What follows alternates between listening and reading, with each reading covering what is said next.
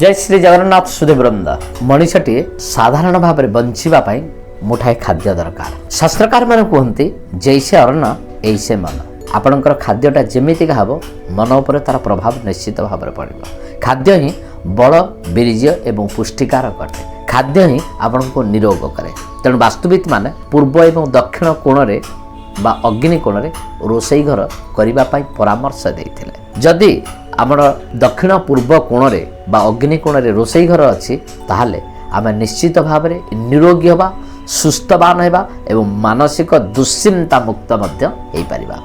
मन रखु सुदेवृंद जदि आपणकर घर करिसेंती वास्तु अनुसार अग्निकोण रे रोसई घर नाही, घरर अन्य कौन भी जगार रही तार निश्चित भाव में कुप्रभाव आपण पड़ पारे। मानसिक शांति ठारू शारीरिक असुस्थता पर्यंत।